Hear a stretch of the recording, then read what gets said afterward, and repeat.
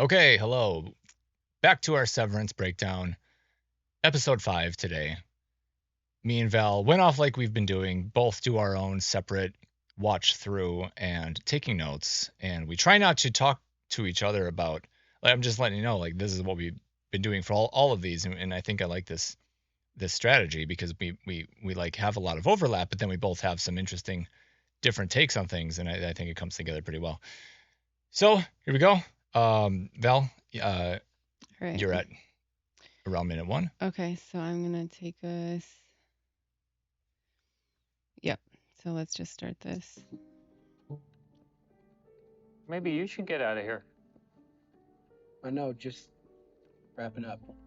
Sorry, I love the work.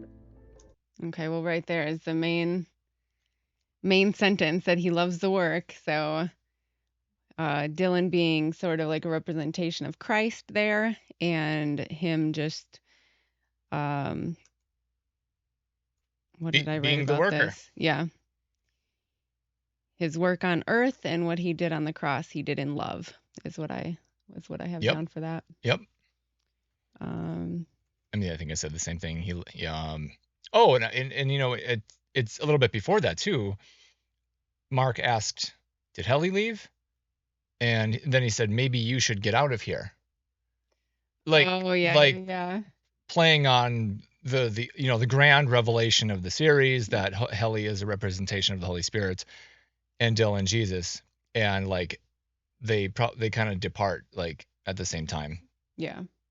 In historical biblical times. The Spirit was led up first, and then and then Christ died. But then Holy Spirit came back down for man, who she fell in love with, Mark, in this story here. Okay, I've got 3:10 next. What do you got? 128. Okay, I'll put your screen up. Okay, let me oh, is it? Oh, I'm not doing that right. That's fine. Okay, 120. I'll do it a little beforehand.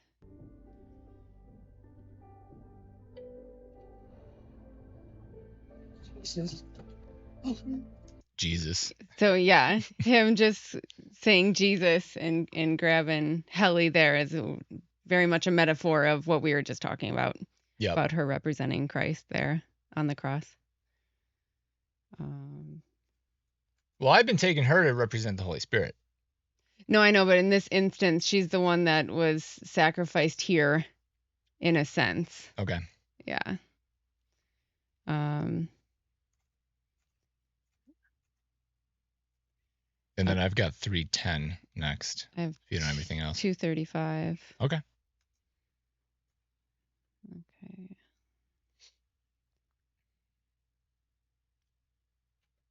Okay. Good. Mr. Scout, you have a good evening. Oh, wait.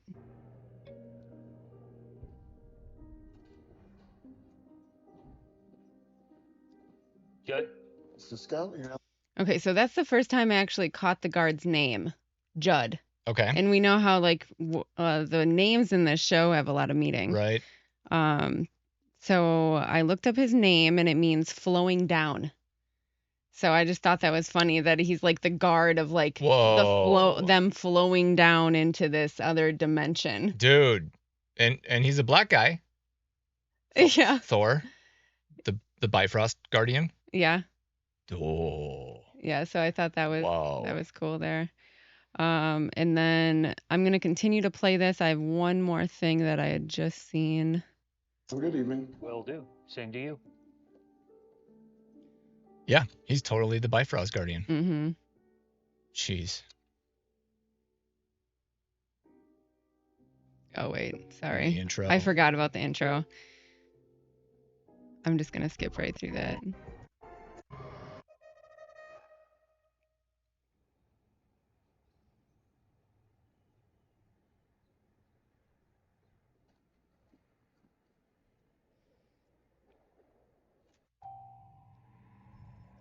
You know what? I have a wrong timestamp. Okay, so you go ahead. You go ahead, and I'm gonna try to find. Yeah, let's keep it moving as fast as we can. I've got 3:10, and what do I got here? Just an interesting catch. The hour. Oh yeah, this is simple. So I have in my notes, this is just an interesting catch. Of course, there's so much in this intro that I feel like every time we come back here, we're going to have a little something to say about this. Here we go. This is a very small thing. Here we go.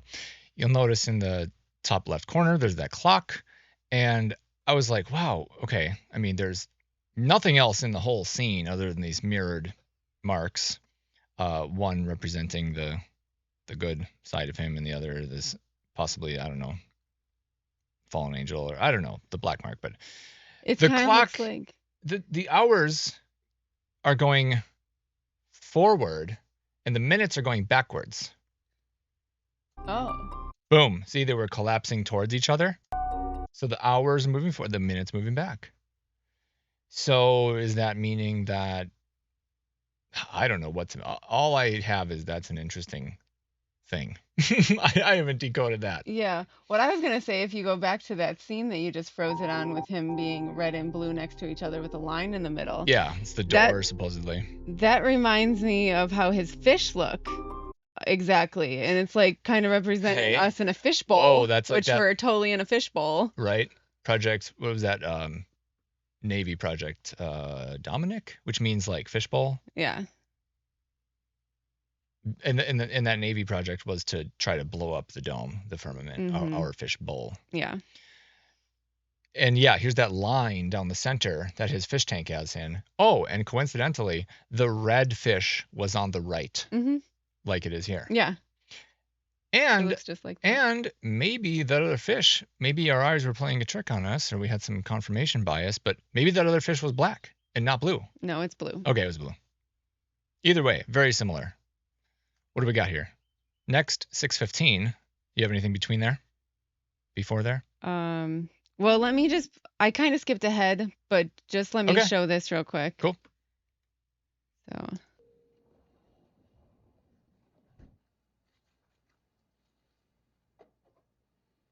So just to give a reference, this is the second time he leaves work. This is right after he left work the last time. So this is his second time leaving work. And you notice, All right. so this is Rickon calling and saying that his sister's in labor. Right. His phone's blown up. So I thought this happened sooner because I wrote this after he's leaving. I thought this happened in the morning earlier when he was leaving, but I thought it was funny because in the metaphor, it's kind of like reading Genesis 3:15, and then right afterwards you read Genesis 3:16, which states that the woman will have, it's talking about conception and conceiving and bringing forth children. So I thought it was really funny that the representation of Christ being bruised, because they speak of that right afterwards, of Helly in the elevator. He comes and they're like, she's severely bruised, which I'll get to later. I didn't even think about that. The sentence right after that verse is talking about bringing forth children in pain. What? Yeah, so his sister's in labor, like right after he's told this. So I just thought that was... It's too much? Yeah. Jeez. It's too much? Yeah. It's, But I probably wrote that in the wrong place because I did want to talk about them, I think, talking to Mark about her severe bruising. Okay. Yeah. Helly's. Sorry, yeah. Okay. And I have that at 5, so I could actually... Oh, yeah. You have some before 6. Go for it. Yeah, I probably did this backwards now, but that's okay. She's in the hospital. She has severe bruising, but thankfully no permanent damage. Okay, so right there, Christ was bruised in the heel, but it's not a permanent damage. The woman was. Because she was... Yes, but it's a foreshadowing of Christ on the cross. Okay. And representing that her Christ seat. was bruised, but not no permanent damage because she's resurrected, or Christ was resurrected, and she comes back to work 3 days later. She even says in here, it's been days or something. No, she even says he's letting her go. Helly's out. He has no intention of resigning. But she almost died. I mean, she doesn't want to be here. And she will be back at her desk in a few days. In a few days. Which, everyone knows universally as 3. Okay. So, okay, go on with. Right. It's not a couple of days Yeah. or tomorrow. It's a few. Mhm. Interesting. Okay. And now let me go to 6:10 and see what I've got here. Oh yeah, this is the whole spiel about, well, when Rickon's book is being read by Mark. He's sneaking off to the bathroom to read it, and the symbolism is, I mean, it's obvious what's going to anyone here that there's something special in this. It's not just some wise words. Yeah. What is it to fail? My failure to break into the literary world in my 20s was devastating. Okay, so I take that as the literary world in his mind right now is the world system. So he failed to break in to the world system, the commercial system in his 20s. Right after his indoctrination of Yeah. schooling. Yeah. So he's a red-blooded man, so it didn't take. Yep. So he didn't just slide into Satan's empire, the world, and he's saying it's the literary world because that was just what he was trying to do. Was devastating, right? Like, yeah, like if we're trying to fit into the world, we shouldn't fit. Mm-hmm. Like, as sad as, I forgot, I don't know the Bible reference, but it's, how all the references to us basically not being a friend of the world is our enemy. All those kind of, there's multiple ways it's said. Mm-hmm. Yet it taught me a vital lesson. Yep. That it was not me who was wrong. Nope. But literature itself. The world itself. Yep. Is wrong. The content that he was taught. Well, the world system. Yeah. And that to truly find my place in that world, I would first need to break it. Yep. Entirely. Yep. We will not fit in with the world. And if you do, you're either suppressing your spirit, giving up, you're dead. Just like the world is dead. Mm-hmm. And so I did. A society with festering workers cannot flourish. Okay, now he changes gears, but only slightly. And I believe what is coming out of his mouth now is an explanation of the 10-toed kingdom in Nebuchadnezzar's dream that Daniel was commissioned to decode. And let me just play the next part here. Just as a man with rotting toes cannot skip. Man with rotting toes cannot skip. So rotting, so that's decomposing. And in Daniel's or Nebuchadnezzar's dream, the 10-toed kingdom is portrayed as the final great empire of earth, the last phase of this world system would be represented by this 10-toed kingdom. And a rock came and crushed the feet. A rock representing Jesus as a representation of the truth. Rickon's book here is a representation of the truth. Mm-hmm. And so what Rickon is portraying here is that just as in Daniel's, or I keep saying it wrong, Nebuchadnezzar's vision, he explains how the 10-toed kingdom is composed of iron and miry clay. It's a moldable clay. I think that's what that means. And so take that into consideration, how the 10-toed kingdom is made of this metal and clay. And also keep in mind that the other day I just explained how we are clay colored. And then let me play the next part here. So you keep all those nuggets in your mind. What separates man from machine is that machines cannot think for them. So again, what separates man from machines, the machine's the metal, Mm-hmm. the man, the clay. And in Nebuchadnezzar's vision of the 10-toed kingdom, the last kingdom on earth, it says that the two would not cleave unto another, the iron and the clay. They would never jive and get along.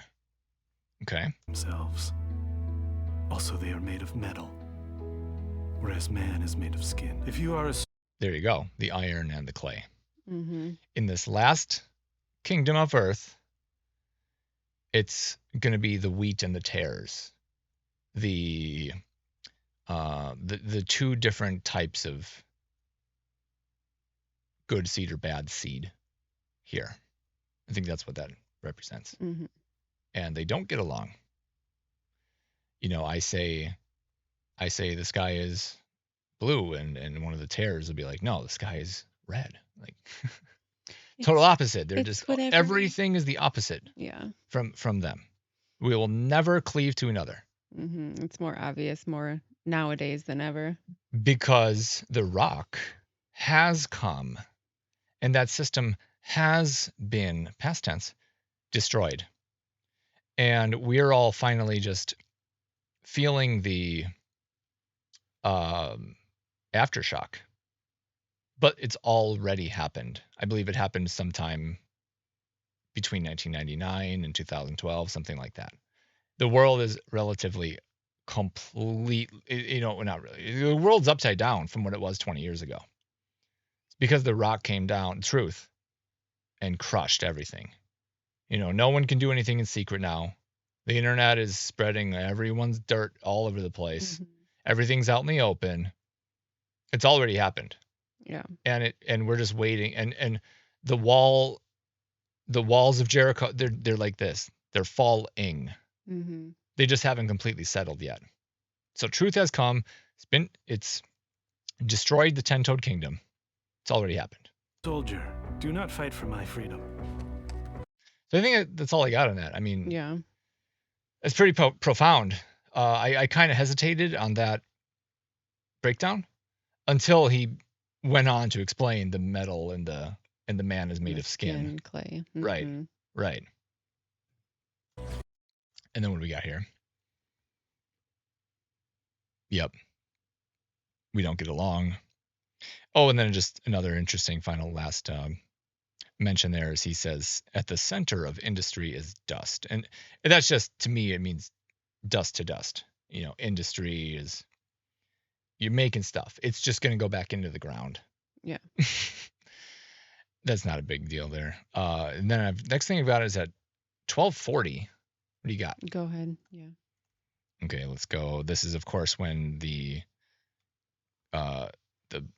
about to have their baby and they're at this birthing retreat.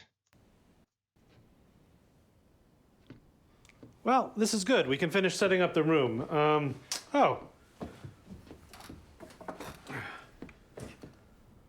Mark, would you help me hang the kelp? Hang the kelp? Why? Do you really want me to explain it? Okay, that's it. Where do you find kelp, Val? In the sea. In the sea. And what's about to happen here? A birth. Is that a BERTH? As in bringing a vessel to birth? In its dock? So that it can receive its certificate? At the dock? Yes. There you go. This is obviously this is all the commercial system stuff. Yeah. So yeah, there's a baby, and every time I hear the word baby, I hear Babylonian in my mind. The two are linked, and that's where we get baby from. No kidding. It's just a fresh Babylonian baby. Because they get thrown right into the system of Babylon. Oh, Babylon was the head of gold in Nebuchadnezzar's vision. It was as the Bible says, the greatest empire that would ever exist. That's where we get everything. Cities, streets, banking, commerce. Yeah. All of that comes from Babylon. All of it. We've just been a degraded world of idiocracy step more and more towards idiocracy. Since then, there's been cyclical resets, and we've gone back to the Babylonian Empire type of living, but every time it's been lesser. And I believe each time it's been lesser because there was more truth abounding, preventing the full-on Babylon to arise again. Mm-hmm. By the time you get to the 10-toed kingdom, the time that just ended, I believe, it was way lesser. You know, we didn't have like a world king as they did in Babylon, Nebuchadnezzar. Yep. We've been going downhill. There was kings over smaller areas.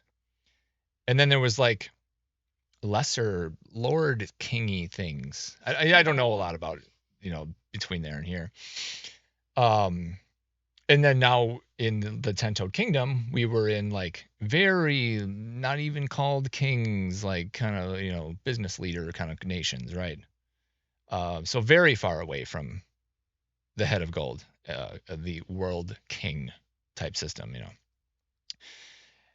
All that to say is, I mean, yeah, we're still using, isn't that insane how strong Babylon must have been for us to be using the word to this day? Yeah. Baby, Babylonian, Mm-hmm. right? Crazy. So I guess you had the same stuff written down about maritime. Yeah, commercial system. I mentally took a note of that. Yes.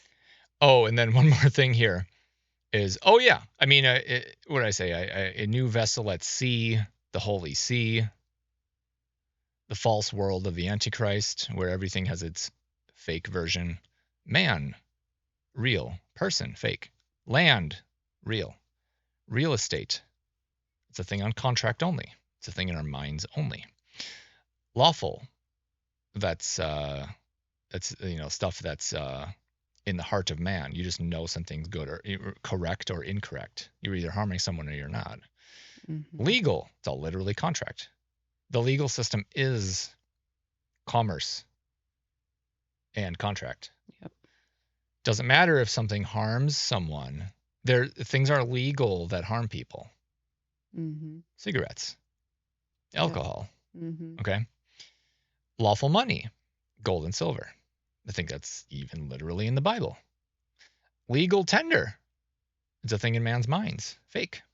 So, yeah, that's why I think it was awesome that this part here of Rickon. Do you really want me to explain it?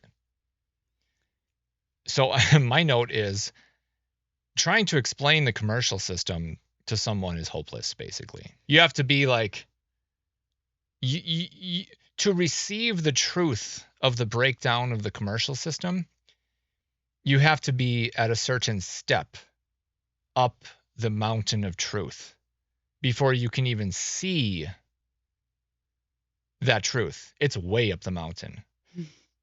You need to go up and up and up and up, set up camp, you know, sleep overnight, continue up the stairs before you can even comprehend the truth of the legal system and the commercial system. Yeah. And the separation between the man and the first name having, last name having, legal person entity, which is, again, just a thing in our minds and on paper and in contract. Has no physical presence. Okay, then I've got 21. Do you have anything before that? No. Let's see what I got She here. just needs to start earning perks, dude. Oh my god. I'd end my life. She just starts needing to earn perks.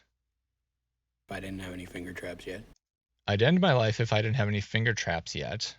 Right? He'd have nothing to live for if he didn't have his worldly riches. Yeah. So here he's still representing the stuck in, even though he's a representation of Jesus.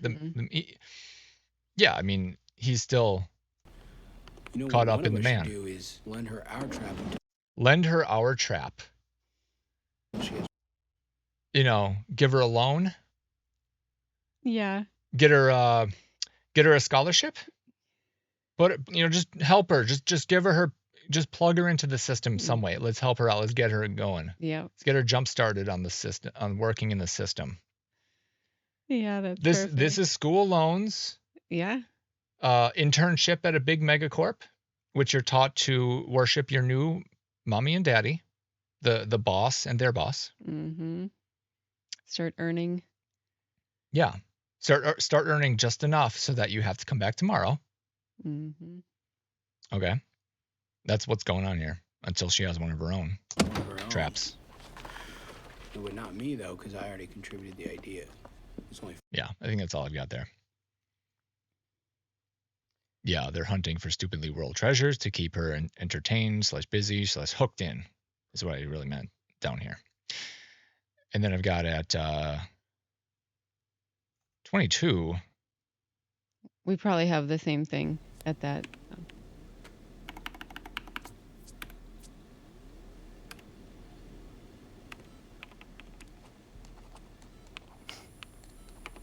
Did you get all that? I love it. Are you upset? No, I'm peachy. Okay, I just put that. It's ironic. It's just another interesting catch that the one in charge of feelings is like incapable of detecting our feelings. The most void of feeling, emotion. Mm-hmm. The one in charge of emotion is the least expressive and detecting others. She has no idea what's, you know what I mean? I know. She's like the therapist. Yeah. And so, of course, that's just another reference to the god of this world, Lucifer, and his minions, fellow fallen angels, and how I think in some physical way they're reptilian. Yeah. And as I've stated in previous episodes, you know how you can just do anything to a reptile and they're just like, yeah, whatever, staring off into the distance. Oh, you're killing my whole family? Staring off into the distance. That's these world leaders / bloodline people of the seed of serpent. Yep. And then I've got and then we start getting into really interesting stuff. Do you have anything before 33:18? Yes. Go for it. Boom. Over to you.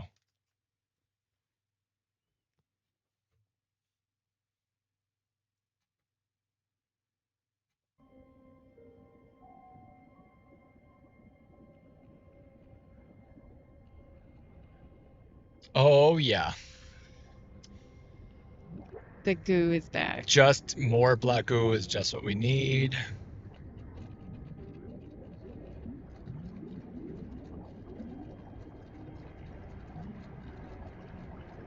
Yep. Out of his eye.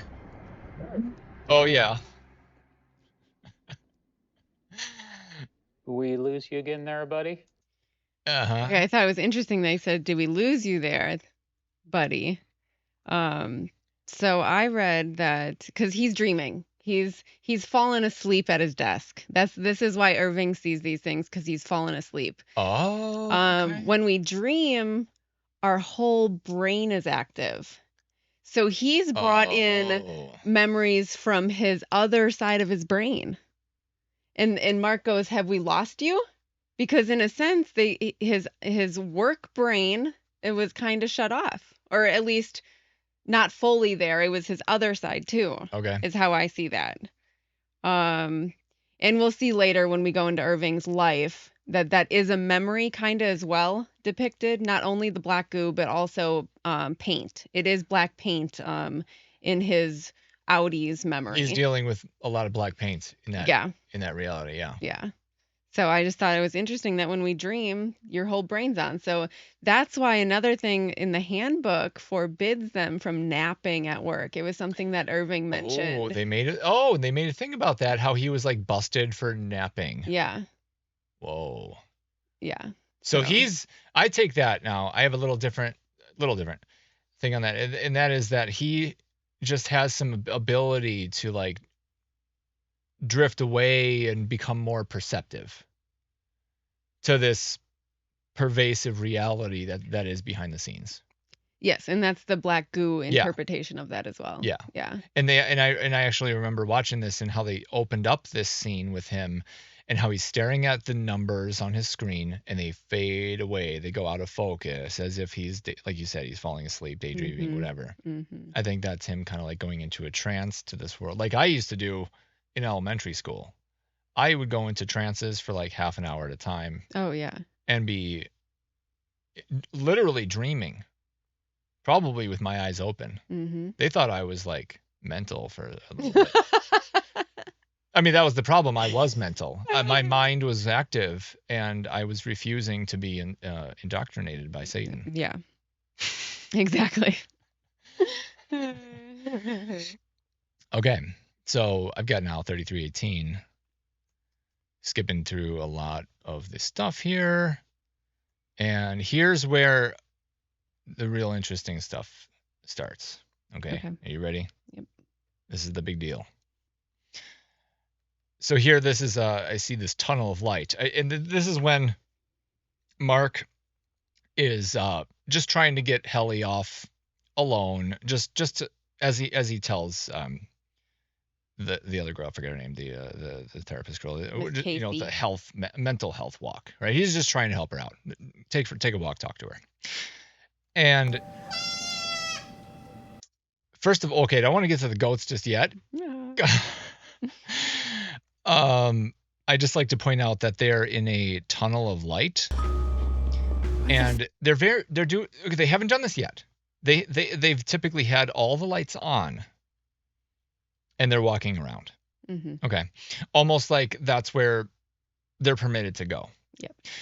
But here, this whole and I froze it at a perfect spot. Where the fuck are we? Yeah. So they're either not supposed to be there, or they're just in an uncharted part of the office that you're not supposed to normally go, but they've gone down a dark. Well, I take this as the tunnel of light, Contact movie with Jodie Foster. She gets dropped into that machine that they constructed based on the instructions that came from outer space, or fallen angels, that sent her to another plane of existence, another world. It technically in the movie it sent her to their world. Okay. And so I always, and of course it's common meaning to this tunnel of light is that is like the Bifrost. In the whole Yggdrasil world tree breakdown or meaning of reality, it's like Earth would be like one of the apples. And you can go back up you can go up the branch, you can go and visit other worlds. Tunnel of light. Okay. So they're going down this tunnel of light. I take this to mean that they are accidentally somehow going to visit another world. Fuck are we? Look, don't you want to at least... I told her I wanted out, and she told me I wasn't a person. All right, what did I actually have this 3318 for? Tunnel of light. They've traveled somewhere unknown. The Bifrost. Exactly everything I just said. And then chronologically in the movie, actually, they don't get to the goats right away. So we'll get there in a few minutes. I've got a few things in between there. So actually, this is not the big reveal. The big reveal is the goats. Okay, stick around. 3450. Do you have anything before that, Val? No.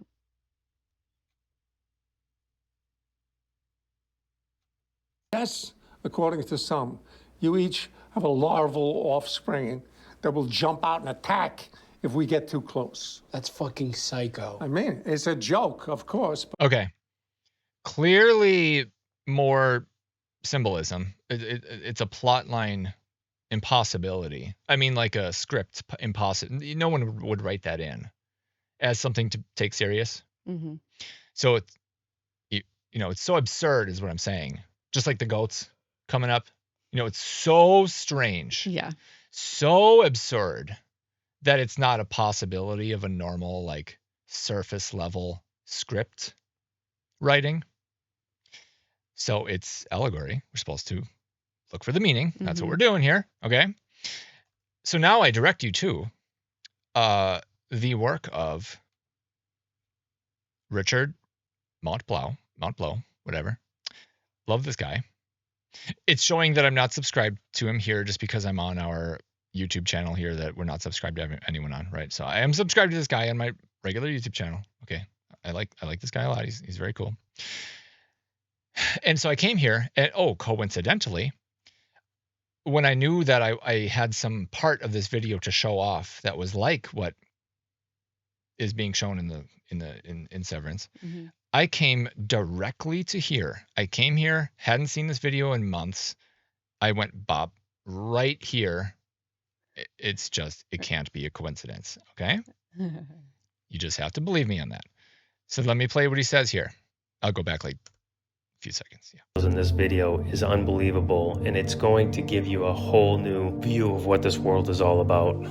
But before we get into it, I want to explain to you the significance of the Ouroboros, the snake eating its tail, and why the Lord used that symbol to confirm the truth to me. The Ouroboros, the snake eating its tail, is representative of the cannibalistic flesh system that we are born into from conception. As soon as conception occurs, the spiritual energy that the cell receives from the seed of the serpent, which is female 23XX chromosomes, starts to consume the energy which is from the seed of Adam, which is male 23XY chromosomes, as soon as conception occurs. And this is the genesis of the spiritual battle that begins in every human host body. This is where we get our duality from, and why people can commit acts of righteousness and also acts of horrific evil. From the conception, we are yoked to an evil spirit, an evil spiritual energy that starts to consume the good spirit that we receive from Christ. So damn. Yeah. Okay. So as Bert is explaining that, you crazy guys in MDR, you've got this other thing in you that eventually eats you. As it's too much. Yeah. It's absolutely the correct breakdown of this allegory. Yeah. 100% from every angle. He's explaining what this guy says. I mean, I don't have to say anything more. Replay what Bert says again. Yeah. It's literally silly. Like they say, you all have pouches. Pouches? Like to carry young? Yes, according to some. You each have a larval offspring that will jump out and attack if we get too close. That's fucking. Jump out and attack if we get too close. Okay. You've heard of people being triggered when they are hit with truth. Mm-hmm. You've heard of the agent that will come in when hit with truth and make someone knee-jerk the truth and fight and battle the truth. Yeah. This is what he's talking about, how it'll come out and attack if you get too close. Mm-hmm.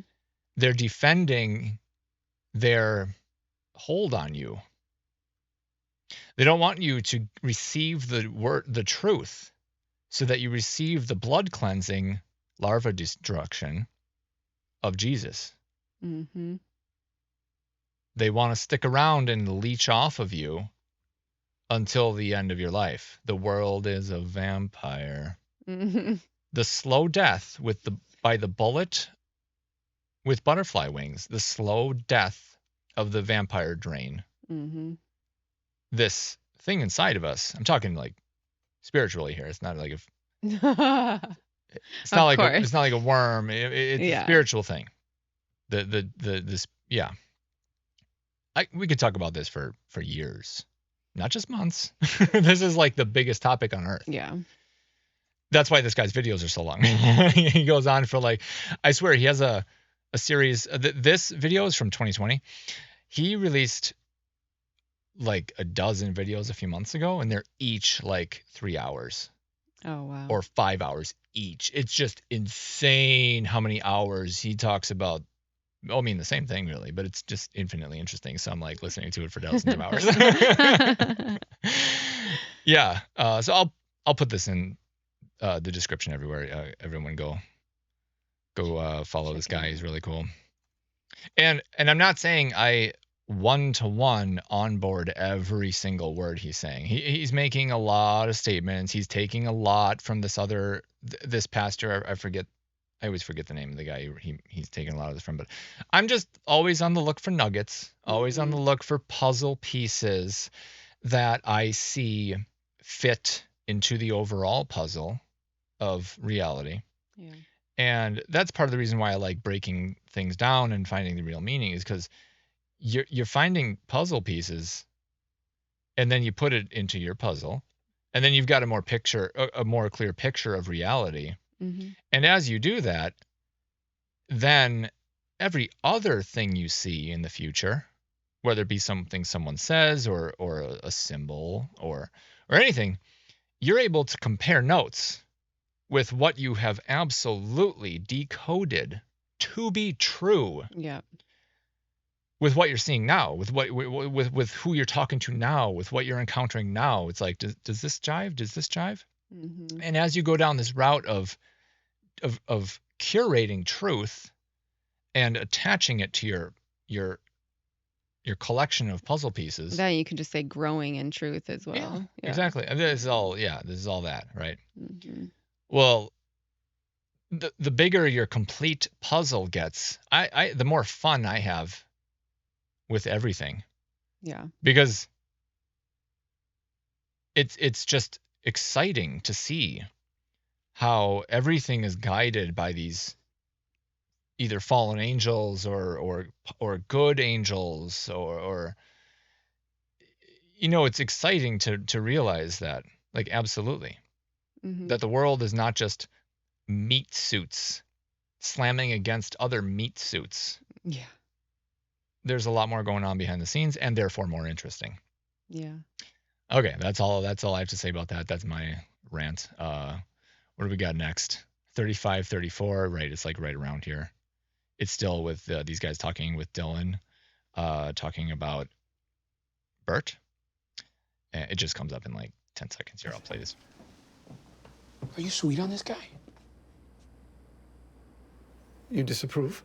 I do. I do disapprove. Certainly the handbook forbids taking heart to other employees. Rat fuck. And other dudes on dudes. Okay, let's go. That's not the main point, but yeah, obviously. The handbook. This guy's Owen goddamn D, who are duplicitous snakes to a... Duplicitous snakes. So who calls out snakes as snakes? Jesus. He's like, fuck them snakes. Yeah. There you go. That's all I have to say about that. Okay. And then what I have, then I get to I should hide it. It's a big reveal. Okay. 36, 38. We get to here we go. We get to the goats. Let me just go back a tiny bit. I'll play it all the way through once. Okay.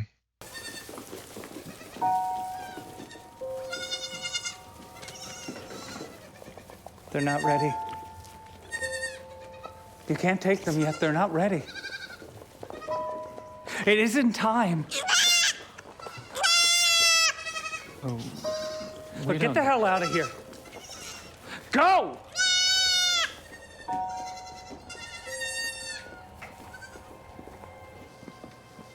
Okay.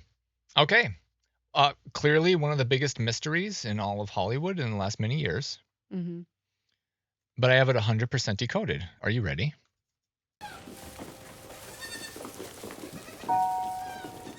Just going to do it off memory here, not look at my notes. It's very simple, actually. So there's a little fence here, Val.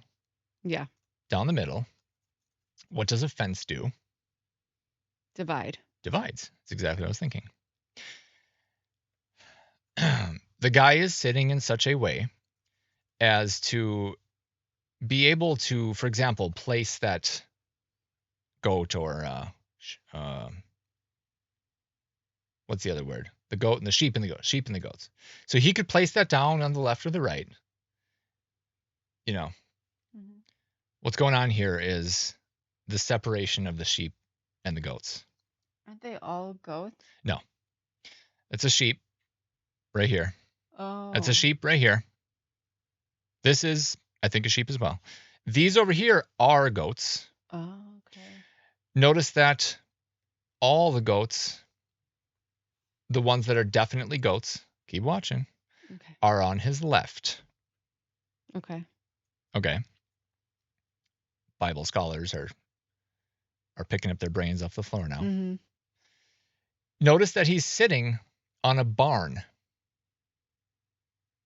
On a well, it's a symbolic barn. It's a tiny little weird barn stool. Okay, so someone made a small barn. Yeah.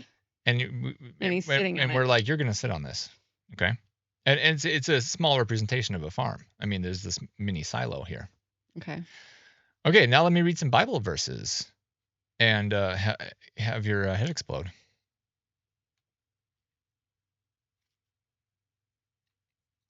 So I'm gonna read entire Matthew 25. When the Son of Man comes in his glory, it isn't time yet. They're not ready.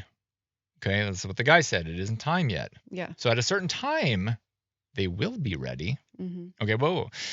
When the Son of Man comes in his glory, and all the angels with him, then he will sit on his glorious throne. Sitting on the... Mm-hmm. Or it could be, I don't know. Before him will be gathered all the nations, and he will separate people one from another, as a shepherd separates the sheep from the goats.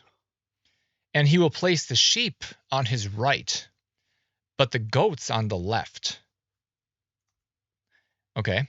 On his left. First of all, he's sitting. Okay.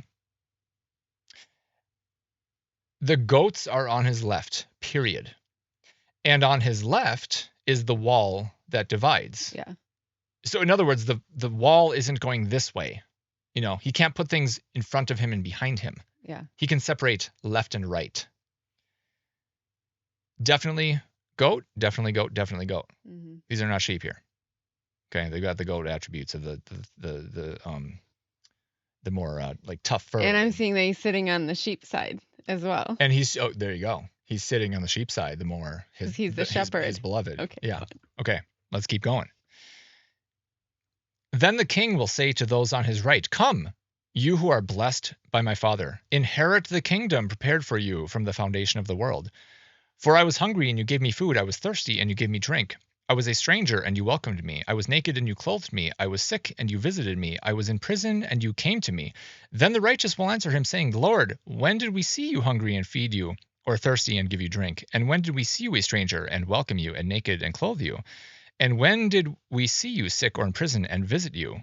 And the king will answer them, "Truly I say to you, as you did it to one of the least of these, my brothers, you did it to me." So we're to treat people. I mean, this is just a side mention, but we're to treat people like they're Jesus. Yeah. Like they're the greatest of us. I think that's why I have a trouble in corporate hierarchy.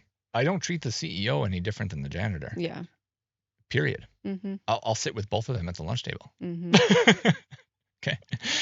Then he will say to those on his left, those damn dirty goats, right? "Depart from me, you cursed, into the eternal fire prepared for the devil and his angels. For I was hungry, and you gave me no food. I was thirsty, and you gave me no drink. I was a stranger, and you did not welcome me. Naked, and you did not clothe me. Sick and in prison, and you did not visit me." Then they also will answer, saying, "Lord, when did you see hungry or thirsty, or a stranger or naked or sick or in prison, and did not minister to you?" Then he will answer them, saying, "Truly I say to you, as you did not do it to one of the least of these, you did not do it to me.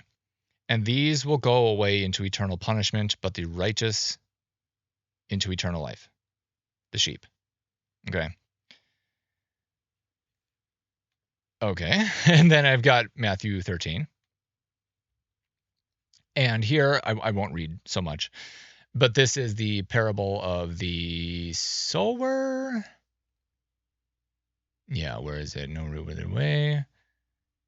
The parable of the sower explained. Yeah. Okay, this primarily is a mention of gathering the weeds first and bind them in bundles to be burned, but gather the wheat into my barn. So this is talking about the same event, the same separating of the earth's good harvest and bad harvest at the time of the end. It's not time yet. Mm-hmm. Oh my, like the guy's saying. Yeah. So when it is time, at the end of the age, the harvest of earth, we are just a harvest. We are just a cyclical harvest. People are. There's good fruit and there's bad fruit. And here is I just think it's very interesting. Again, he's sitting on a barn. Mm-hmm. I didn't even notice that. Gather the weeds first and bind them in bundles to be burned, but gather the weeds. So he's talking to two angels that are reaping. He's talking to his reapers right now. Yeah. Yep, my barn. There it is. It's just too much. It's so clear. The breakdown. This is the correct understanding of this symbolism here. Yeah, that's awesome. This is big. I'm going to play. It's so big, I'm just going to play the whole thing again.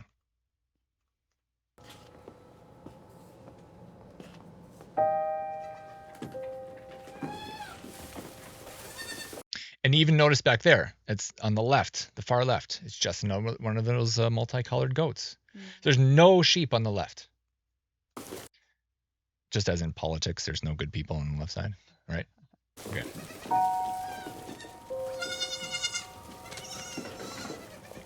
They're not ready. They're not ready. You can't take them yet. They're not ready.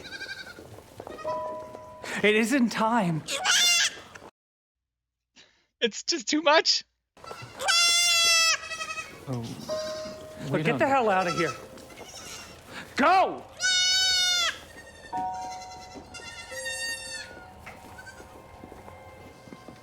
Totally confused. I think the actors themselves had their confusion shining through in their faces there. Well, yeah. Yeah. So there you go. How'd you like that? A breakdown of the goats. Maybe the first on the internet this will be. But it is the correct breakdown. I know it. Yeah. That's pretty right on. It isn't time, but it will be when the Son of Man comes in his glory. Yep. Figured. I think that's all I got. Yep. Okay, next I've got is that 3907. Do you have anything before that? Yeah, 3850. Okay, put it on you.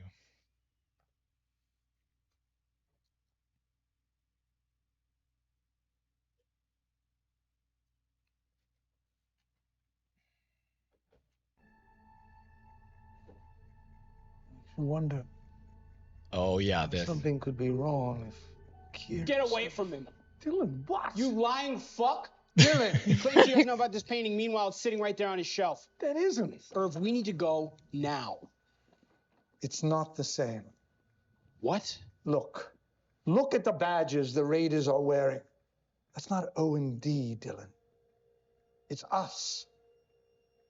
This one's never gone into the hallway rotation. It's called the macro data refinement calamity. Okay, but we've never done anything like that. Why the hell would there be two? Okay, so there's two paintings out there. Irving saw one earlier that was O&D pretty much murdering the MDR crew. Talking about so it's like the reverse. Talking about the accidental print. Yes. Yeah. So it's the reverse that they're both being shown two different sides of this painting. It's just like all the lies and fear tactics to separate people. Oh, everyone sees what they need to see. Yes. For their side. Just like they have different, even look at the news channels. Everyone has a different bias on, you have CNN versus Fox. It's all showing the viewers exactly what they want to hear to continue to keep them separate. Oh, and what was it when? So the accidental printing. Geez, I wish I could find that real quick. I'm not even gonna try. The accidental printing by Milchick Mm-hmm. to Irving. Was to get him to not go visit Bert, to fear him. Yep. And Cobell even called it like a code 266. Yeah. Or something. You 266'd him. So it's like that's a psyop. Yeah. So they specifically psyoped him Mm-hmm. to make him believe something by showing him an altered event. Mm-hmm. Or a fabricated event. They both can be fabricated. Yeah, I think Maybe both not, are. I don't know, but whatever. Wow, there you go. Fake news. Exactly. Yeah. Doctored events. Keep them divided so they can't and obviously that, yeah. So they can't grow their spirits together and right. learn truth. Right. Mm-hmm. Yeah. Keep them from passing that red book around. Yeah. Wow. You know what? I think I had the same thing altered. 3907. Oh, actually, I mean, it's actually continuing on with the same scene. Let me go ahead. Let me play what I've got here. Wearing. That's not O&D, Dylan. It's us. This one's never gone into the hallway rotation. It's called the macro data refinement calamity. Calamity. So that's another, it gets into the work of Archaic's channel. The guys constantly talking about the Phoenix event, world resets, where something physical happens and like great huge portions of the earth are scorched or just like a quarter of the planet, the whole earth will be just destroyed somehow. Mass people just being covered with mud floods, for example. The whole Tartaria thing. The whole Tartaria thing is a big example of it. And calamity is just, the word is just indicative of that whole concept. And I took down past great calamities are frequently hidden from us. Yes. And completely just either removed from our history, Library of Alexandria, or altered. And we see like either dumbed down versions or just the wrong versions. Completely inverted versions. Often completely inverted versions, right? Like everything, probably. Literally. Yeah. Because we live by the law of inversion. If something is true, the world, quote, the world will invert it. Mm-hmm. Woe unto those who call good evil good and evil good. Mm-hmm. Inverters. Okay, what do we got? 3942. Oh yeah, this is another just little tiny nugget for the goats. Okay. I mean, what if the goats are the numbers? Like we're deciding which goats live and which ones. There you go. So if you had any hesitation about my breakdown of the goats, look what she's saying right there. Like we're deciding which goats live and which goats don't. Mm-hmm. The ones on the left, it says in the Bible, they go unto eternal life. And the ones are damned to go into the fire where that was created for the fallen angels. And are we taking this as Helly being the Holy Spirit here speaking? Yeah. So her as part the of spiritual side of it. Yeah, exactly. And such as frequently the show has, like when Helly is representing the Holy Spirit or Dylan's representing Jesus, or they'll oftentimes say literally on the screen, "Oh Jesus, oh God, oh Jesus." Yeah, oh God. that's true. Here you go. You get another "Oh God." Mm-hmm. Yes. In this case, she or her or the father or whatever, part of we can't understand what this God thing is, okay? Mm-hmm. But yes, God deciding which goats live and which ones die. Mm-hmm. Damn. So she gives the breakdown right here. Like we're deciding which goats live and which goats die. Yeah. Just as is in Jesus's parables, how he'll give the parable. And this is like how it is all throughout the New Testament when he's got these great parables that they're popular. Mm-hmm. the seed and the sower, the virgins. It's the parable is given, and then it's almost like it's a trap for those that cannot hear truth.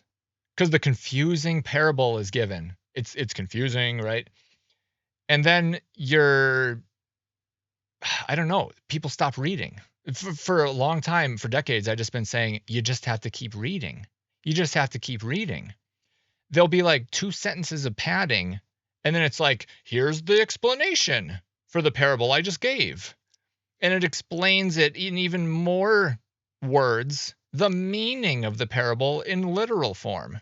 Yeah. So exactly what just happened there. So that's what I'm saying. So what just happened in this show is you get a great parable, Mm-hmm. and then there's some padding, a little bit of wait time. We got to wait for those that don't have eyes and ears to just turn off their minds to be like, oh, that's confusing, man, those goats. Whoop out. You just have to keep reading. Or in this case, watching and listening. Yeah. And then, boom, there it is. And now let me give you the meaning of the parable Jesus flat out says. Yeah. Well, in this case, there you go. The Holy Spirit's like, well, it looks like we're deciding which goats live and which ones go into eternal damnation. Uh-huh. Boom. Exponentially. That's good. Confirmed. Boom. Mm-hmm. Okay. Big ass breakdown. That was because I was confused as to what the hello meaning was. Yeah. That's good. Hello, Ben Stiller and Adam. I forgot his last name. Scott, I think. I don't know. There you go. You're not confused anymore. You know the meaning of what you were acting out and directing. Okay. Yeah, you just wonder if they know. Well, we've done it. Broken down. Yeah. Okay. Done. 4111. Do you have anything else? No. Mm-mm. What do I got here? The surest way to tame a prisoner is to let him believe he's free. Okay. I mean, that one's obvious. You don't Yeah. even, to anyone that knows anything about anything, I mean, that's us on Earth. Yes. That's Neo in the Matrix. That's the fellow Matrix people. They don't know they're in prison. We don't know we can't go past Antarctica. Yeah. We don't know we can't blast a spaceship with standard propulsion past the firmament because it just doesn't work, and no one knows what's up there. Yeah. So we think we don't think we're a prisoner, but we are in a way in this reality. So much. I thought that's what you were paid for. You're not stopping it. The surest way to tame a prisoner. Surest way to tame a prisoner. Yeah. Mm-hmm. Not the prisoner is to let him believe he's free. There's a and also in the more microscopic meaning there, that's us in America. I was gonna say that. That's Just try to not do the things they want you to do. Mm-hmm. I'm not saying don't do something that you're supposed to do or you're obligated to do. There's actually none of those things in this reality in America. But they're trying to make it so that you're supposed to do all these things, and they expect you to do these things. But if you don't play along, you're going to find out you're not free, is what I'm saying. Yes. Cure quote for everything. There's a cure quote for, and there's a Bible quote for almost for everything, basically, too. Yeah. How many more departments are you going to let them find? That was basically what I was trying to really just get it down here. How many departments are you going to let them find? It's just, I don't know exactly. I don't have that totally broken down, but maybe that's an indicator of like how many more continents are the masters of this reality going to let us discover? How wide are they going to let us spread throughout this world that they feel they own? I don't know. True. Don't have the one completely broken down. Just thought it was interesting. That's it. That's all I got. Yep. Bop. That's it. Okay. That was good. That was, yeah. So do an episode. What was this? 5? Yeah. Yes. Doing 6 tomorrow. I will make sure I have especially that us and them video linked in the description this time. I don't know if I did that the first time I mentioned it, but It'll definitely be there this time. That's it. All right. Thanks for watching. Catch you next time.